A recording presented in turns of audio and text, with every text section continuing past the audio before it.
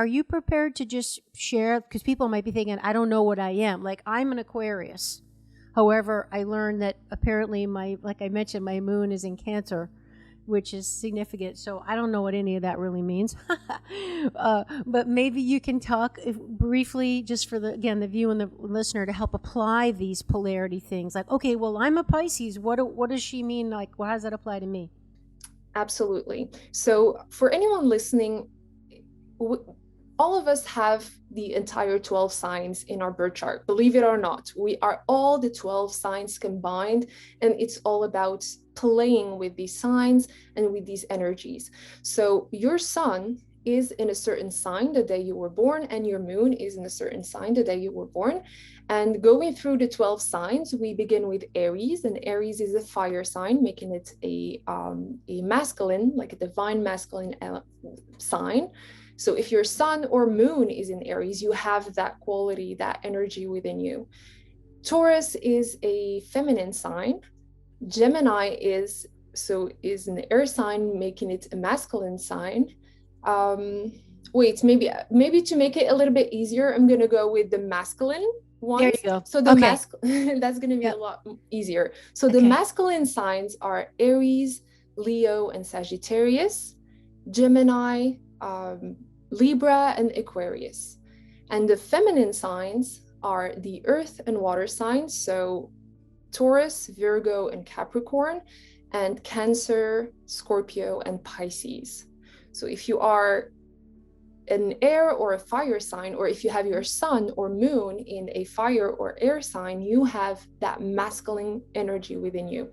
And if you have them in a water or earth sign, you have more feminine qualities. And to make it a little bit more easier, if you have your moon in a fire sign, this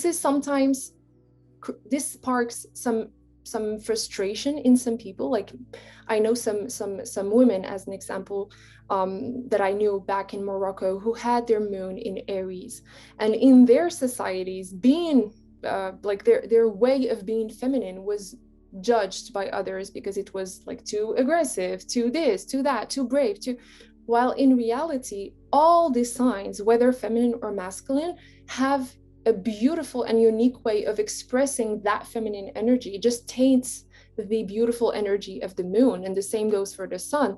People who have their sun in feminine signs are maybe more introspectives. These are the introverts, the people who are maybe not all about getting the attention that they want or need. Of course, I'm making exceptions. There's lots of exceptions based on the birth chart of the native. There's so many outgoing feminine signs out there.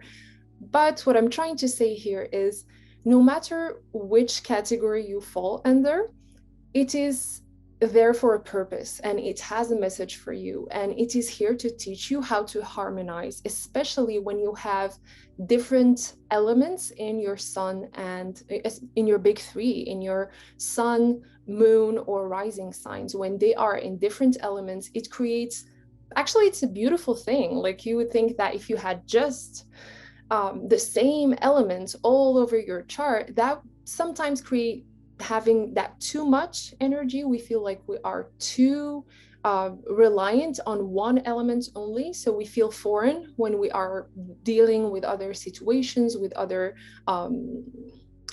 life events that need us to maybe be more proactive or more receiving, etc. So that's a beautiful thing to look into and try to harmonize as much as possible, or just learn about. If for the listeners who have no idea what we're speaking about, just Google. If you Google moon calculator, you can know in just a few seconds where your moon where the moon was the day you were born, and that can give you already a lot of indications about, some of the areas of growth, of opportunities, and maybe some challenges also. But at the end of the day, all good lessons to go with.